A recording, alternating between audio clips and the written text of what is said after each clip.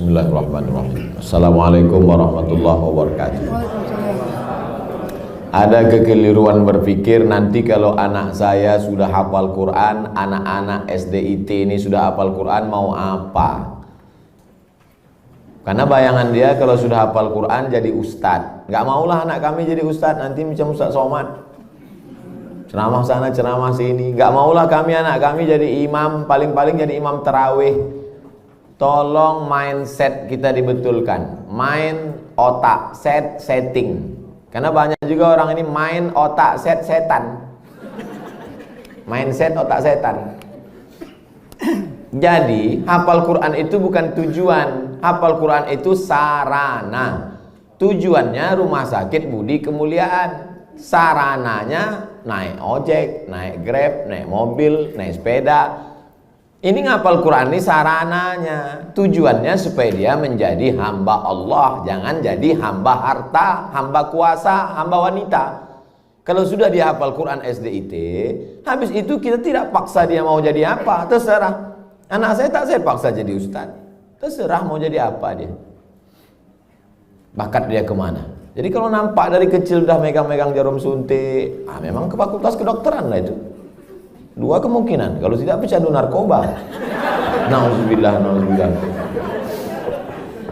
Jadi pendidikan Islam pertama dimasukkan ke kepalanya itu Quran, habis itu hadis Nabi, habis itu barulah akhlakul karimah.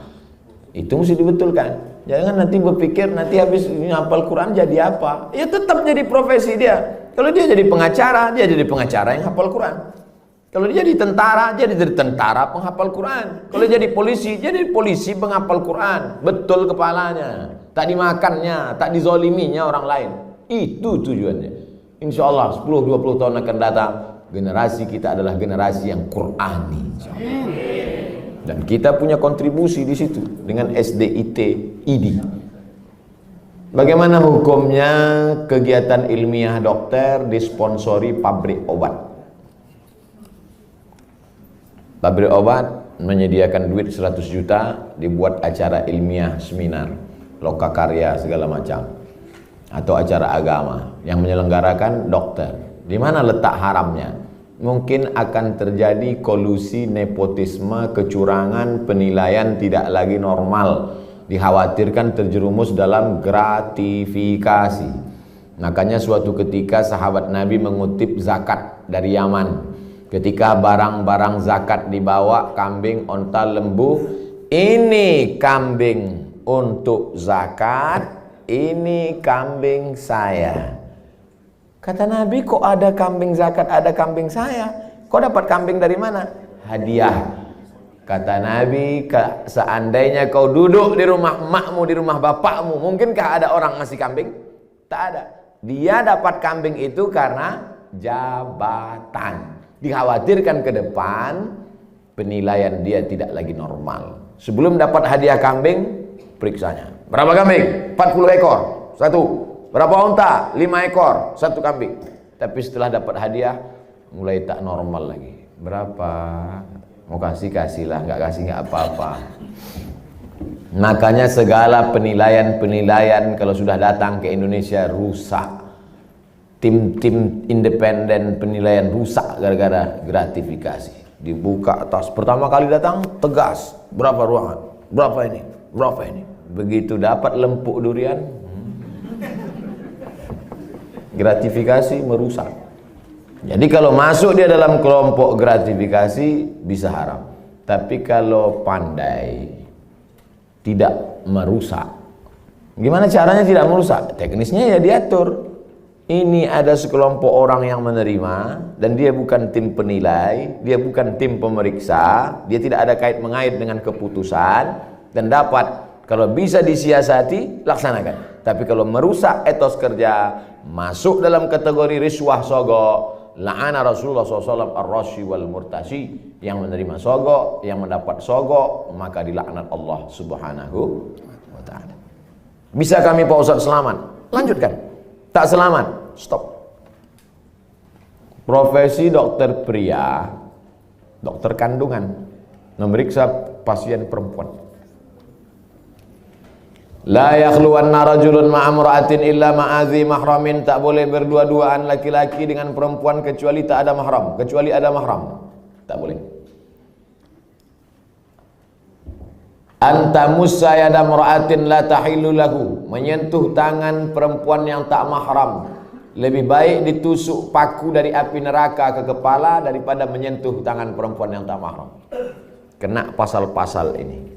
Tapi ada pasal meringankan, ad-darurat tubihul mahzurat. Ternyata ketersediaan dokter perempuan tidak mencukupi jumlah pasien perempuan. Itulah maka tadi saya sebutkan, kalau diterima nanti 20 anak tahfiz Quran SDIT, nanti mesti ada 7, 5, 10 yang perempuan, supaya mereka nanti akan menjadi dokter spesialis kandungan di UII nanti. Amin. Supaya mereka lah yang akan nanti menutupi ketersediaan SPOG, spesialis obgyn dokter perempuan. Karena kalau tidak, khawatir kita akan terjerumus. Tapi bapak-bapak yang spesialis kandungan, karena sekarang tidak terpenuhi, masuk kategori darurat. Saya sampai sekarang belum tahu survei berapa untuk kota provinsi. Terlalu besar mungkin untuk Indonesia, Provinsi Kepulauan Riau, Kota Batam saja. Berapa dokter SPOG perempuan, berapa yang laki-laki, berapa yang hamil perempuan, memanglah perempuan itu hamil. Berapa hitungannya? Kalau satu dokter itu berapa? Kalau masih dalam kategori darurat, tapi kalau hanya untuk tidak darurat. Ustadz dulu, anak Ustadz Mizyan Hazik Abdillah, dokternya laki-laki atau perempuan? Perempuan. Dokter Sri namanya, di depan UIN Suska Riau, Jalan Pelajar, dokter perempuan. Tapi andai tak lagi ada dokter perempuan, hanya tinggal dokter laki-laki, pilihannya antara dua. Kalau tidak ditangani dokter laki-laki, mati. Maka tak boleh pilih mati. Assalamualaikum Bapak, ya istri Bapak sedang hamil tua, kami tidak ada lagi dokter perempuan, yang ada dua, mati atau dokter laki-laki. Biar aja mati. Haram hukumnya memilih mati. La tulqu bi aidikum ila tahlukah. Tak boleh menjerumuskan diri sendiri kepada kematian. Pilihlah dokter laki-laki dengan alasan darurat. Jadi bapak dokter jangan merasa kau sedang berbuat dosa besar, tapi kau sedang menyelamatkan orang banyak. Saya tak bisa merasakan gimana rasanya jadi dokter laki-laki yang memeriksa perempuan. Apakah tak ada lagi nafsunya? Atau dia macam menengok daging sapi saja? Itu tak bisa kita rasakan, karena semua kata-kata yang bercerita tentang rasa, rasa pasti berdusta. Kata tak dapat menceritakan rasa. Tak bisa. Oleh sebab itu, kalau ada terlintas di hati bapak macam-macam sambil memeriksa itu, banyak-banyaklah istighfar. Astaghfirullah. Banyak minta ampun. Solat sunat supaya hati terjaga. Tapi yakinkan bahwa perbuatan bapak bukan dosa. Jelas jawaban saya. Bagaimana pandangan Islam suntik botox mengurangi kerutan yang tak bersifat permanen, bertahan 6 bulan? Tak boleh mencabut uban, karena uban itu nanti di akhirat akan menjadi cahaya. Lama saya berpikir, uban kok cahaya? Kenapa uban tak boleh dicabut jadi cahaya?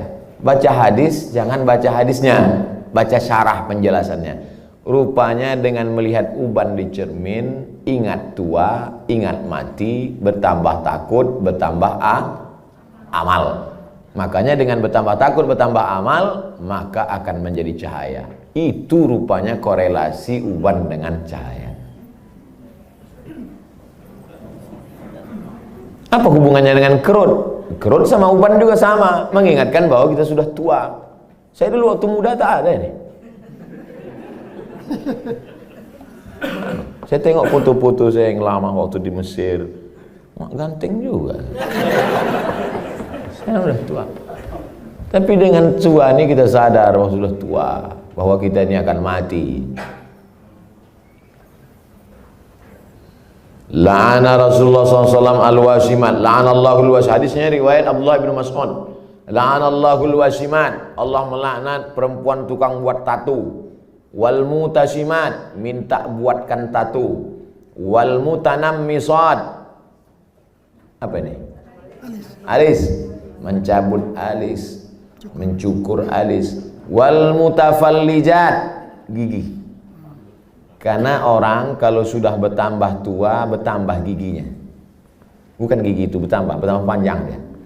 Maka gigi itu dia taati. Zaman dulu orang kalau mau nikah tak ada pakai akte kelahiran. Sama macam mau beli sapi kurban, kambing kurban. Gimana kita tahu umur kambing itu sudah 2 tahun? Tengok giginya. Orang pun juga tengok giginya. Mau taati gigi. Wal mughayyirat, yang nomor 5, merubah ciptaan lil husni, karena untuk mempercantik. Kalau merubah ciptaan dari yang tak layak menjadi layak.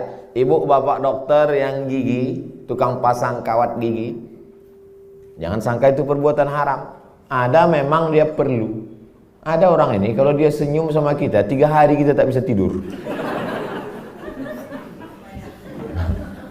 Nah, itu memang perlu dibetulkan, perlu luruskan, diperbaiki. Tapi kalau hanya untuk gaya-gaya aja, hari Senin pink, hari Selasa hijau, ini mubazir, perbuatan saya saudara setan. Oleh sebab itu maka kira-kira suntik botok mengurangi kerutan ini termasuk yang mana nih? Masuk kategori nomor 5, mughayyirat lil husni, merubah untuk mempercantik-cantik saja. Sebetulnya saya tengok-tengoklah, dia sebetulnya tidak berubah jadi cantik, dia saja merasa cantik. Berapa banyak orang yang operasi pipi, operasi dagu, operasi hidung, dia merasa cantik, kita takut. Saya terus terang dengan orang operasi takut saya tengok. Dan saya tengok wajahnya yang operasi itu bentuknya sama-sama aja semua kan. Sama, macam bencong. Hidung panjang, dagu panjang, panjangnya tak tentu arah pula. Rupanya silikon itu tidak bisa berinteraksi dengan darah. Akhirnya membusuk. Busuklah darah di hidung ini. Kata dokter ini mesti dipotong.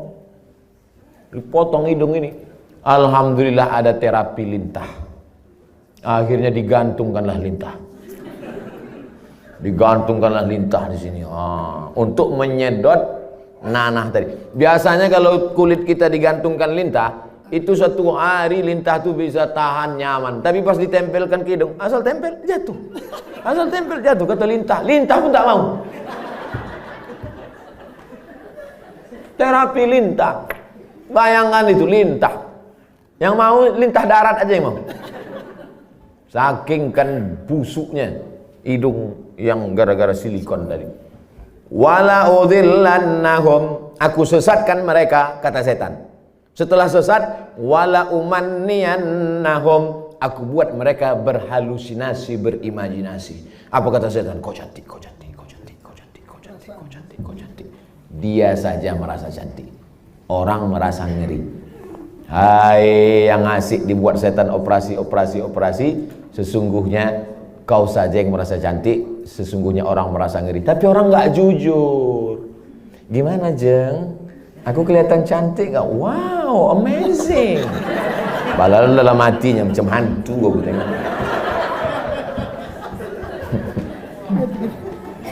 Baru dijawab, udah datang pertanyaan. Suntik filler untuk memancungkan hidung dan melancipkan dagu yang bersifat tak permanen 6 bulan. Tak permanen kata engkau. Siapa yakin malaikat maut tak datang dalam 6 bulan? Begitu lancip, cip, mati. Permanen kau.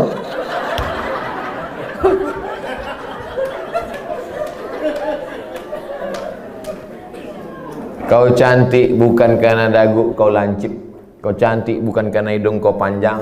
Kau cantik karena bekas air wudhu. Kau cantik karena habis baca Quran. Kau cantik. Yang mengatakan cantik tak cantik itu kan hati. Betul? Bapak-bapak ganteng. Ganteng. Bininya tidaklah jelek, tapi rasanya taklah sepadan berjalan. Pas ditanya orang, Pak, siapa perempuan paling cantik? Itulah yang paling cantik gitu deh. Entah dia jujur, entah takut, Allahu a'lam. Karena antara jujur dan takut ini beda-beda tipis. Tapi yang jelas kata dia, cantik itu membuat cinta atau cinta itu membuat cantik?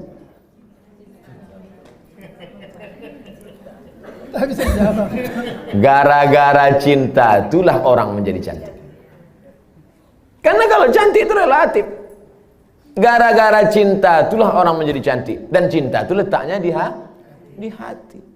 Kalau sudah ibu sentuh hati bapak itu, tak perlu dagu ibu lancip. Macam dagu kambing pun cantik ibu tengok. Kalau dipeturutkan ini, oh makin tua makin berkerut, tambah lagi. Makin tua makin turun. Dia bertahan paling cuma 2 bulan, 6 bulan tahan. Habis itu hidung turun, dagu turun. Tinggal mencari sapu lidi aja lagi. Nenek sihir.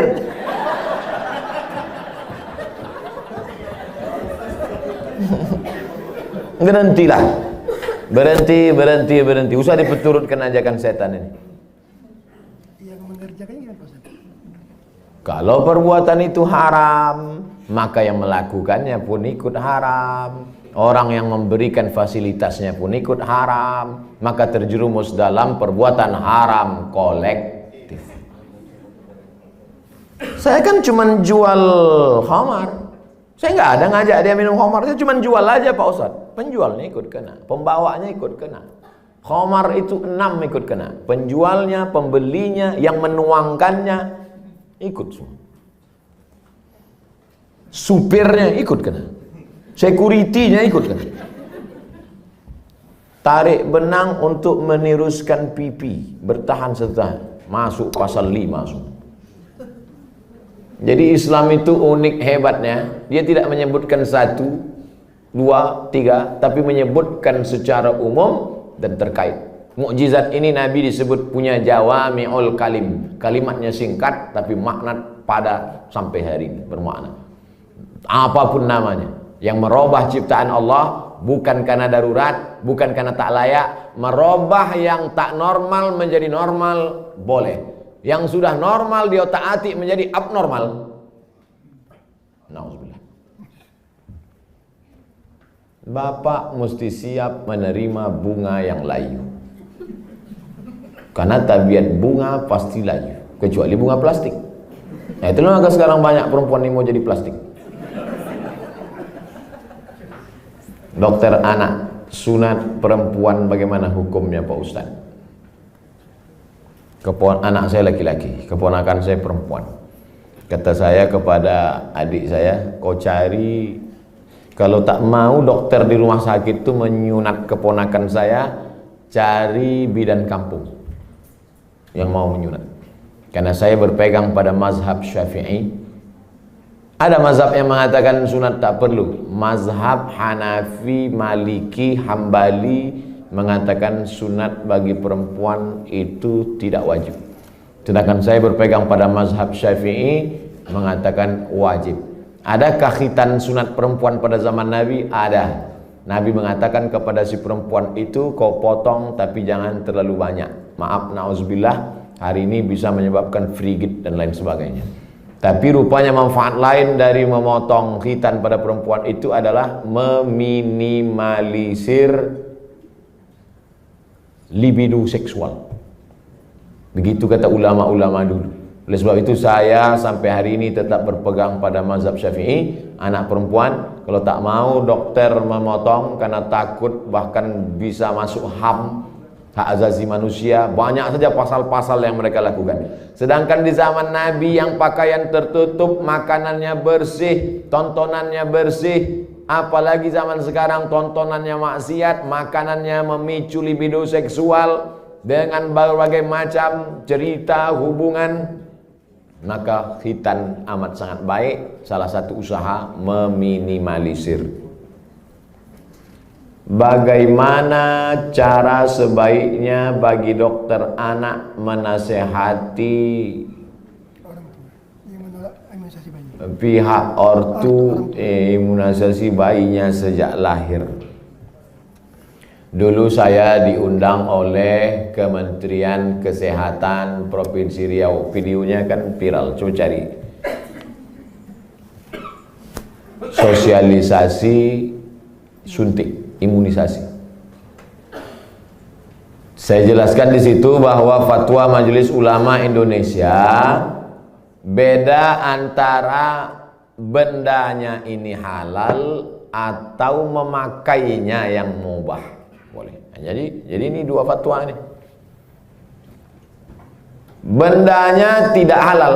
Sampai sekarang tak ada fatwa MUI bahwa barang itu halal. Karena memang dia dibuat dari babi. Maka tak ada fatwa halal. Yang ada itu fatwa mubah, boleh menggunakannya karena alasan memilih dua mudarat yang terringan. Cacat, sakit, mati dengan babi. Kalau kita masuk ke hutan, pilihannya babi sama mati. Pilih mana? Pilih babi atau mati? Orang Batam pilih gonggong. Tidak boleh pilih mati. Pilih babi. Pergilah kita berdua ke dalam hutan. Tak ada makanan. Ustaz, pilihannya dua nih Ustaz. Kita mati atau makan babi? Ayo kita makan babi nih. Hanya untuk menyambung hidup, sementara dapat pisang. Tapi setelah dapat pisang, tinggalkan babi. Yang tua nanti pas dapat pisang, saya makan pisang. Bro, ayo makan pisang. Enak babi ini Ustaz. Tak bisa. Mana tahu nanti datang pakar medis dunia, entah dari mana, dibuatnya lah barang dari yang halal, maka kita tinggalkan yang ini. Tapi sementara dia datang, maka menggunakan ini hukumnya mubah. Jelaskan itu. Kami tak bisa menjelaskannya Pak Ustaz. Tontonlah video ini. Potong. 1 menit tak sampai tadi. Masukkan ke Instagram. Tontonkan ke ibu tuh. Saya tak mau. Tonton ibu.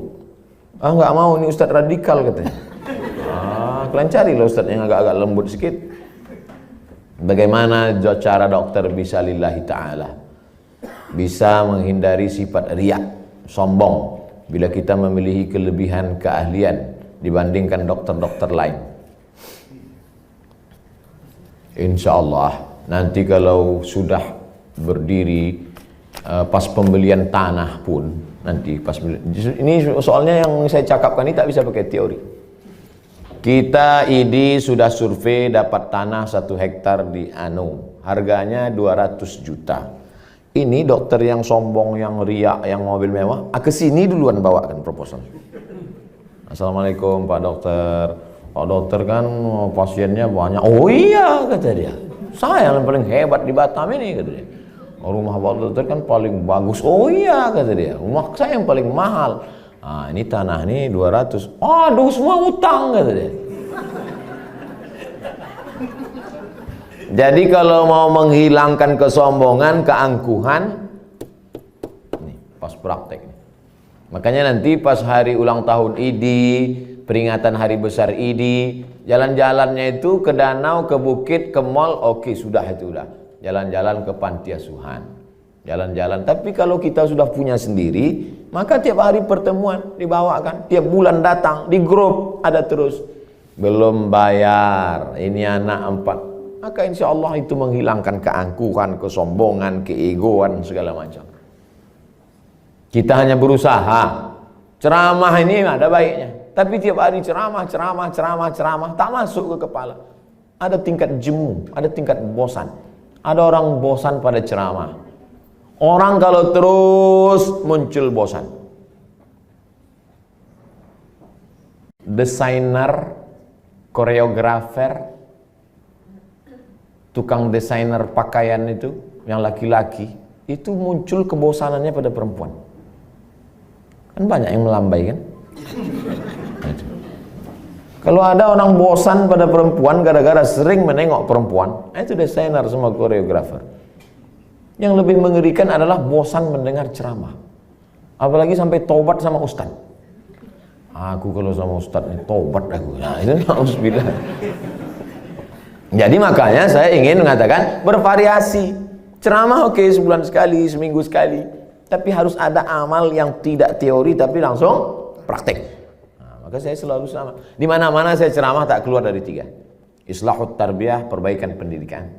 Islahul iktisad, perbaikan ekonomi. Islahus siyasah, perbaikan politik. Perbaikan politik, pilih anggota dewan yang peduli pada syariat Islam. Perbaikan ekonomi, belanjalah ke warung tetangga, bangkitkan ekonomi umat. Perbaikan pendidikan, masukkan anak-anak ke pondok pesantren. Yang punya duit banyak, beli tanah, dirikan sekolah. Karena sekolah yang ada sekarang belum mampu untuk menampung anak-anak kita. Apalagi anak-anak yang tak mampu. Daftar ulang 17 juta. Anak siapa yang bisa? Tak tertampung. Yang sekarang tidak mendapat pendidikan layak itu 10 tahun lagi, 3 tahun SMP, 3 tahun SMA, 4 tahun S1. Yang sekarang SMP cabut, mabuk, sakau, lem kambing, itu yang akan jadi anggota dewan tahun 2040. Satu-satunya jalan memperbaiki umat lewat pendidikan. Dan ID tidak hanya menyehatkan badannya, tapi juga menyehatkan generasi ke depan, insyaallah. Amin. Udah aku sampaikan ya Allah. Kalau tak percaya juga ID nintahlah.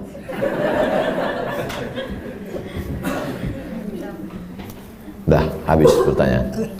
Habis. Terima kasih atas segala perhatian Bapak dan Ibu. Ceramah kita pagi ini baru starting point, baru start. Ini belum finish. Ini baru garis start. Usaha kita ke depan. Masih, saya tak bisa mengontrol. Bapak Ibu lah saling tolong menolong. Mudah-mudahan kita tetap saling tolong menolong dalam kebaikan dan ketakwaan kepada Allah. Tapi kita tak bisa guna apa-apa selain pertolongan Allah. Mari kita sama-sama berdoa ala hazihin niyah, untuk niat yang baik ini supaya Allah sampaikan dengan kemuliaan surat Al-Fatihah. A'udzubillahi minasyaitonir rajim. Bismillahirrahmanirrahim. Alhamdulillahi rabbil alamin. Ar-Rahmanir Rahim. Maliki yaumiddin. Iyyaka na'budu wa iyyaka nasta'in. Ihdinas siratal mustaqim, siratal ladzina an'amta 'alaihim ghairil maghdubi 'alaihim waladdallin. Amin. Allahumma shalli ala sayyidina Muhammad wa ala ali sayyidina Muhammad. Allahumma inna nas'aluka bisirril Fatihah wa bisirri nabiyyika Muhammad sallallahu alaihi wasallam at-tuballigh maqasidana. Dengan kemuliaan selawat dan kemuliaan surat Al-Fatihah, sampaikan niat baik kami ya Allah. Wa taqdi hajatina, tunaikan hajat-hajat kami, hajat dunia, hajat akhirat ya Allah. Allahumma barik lana fi arzaqina, rezeki kami ini berkahilah dia supaya bisa menjadi amal soleh yang tetap mengalir sesudah kami mati ya Allah.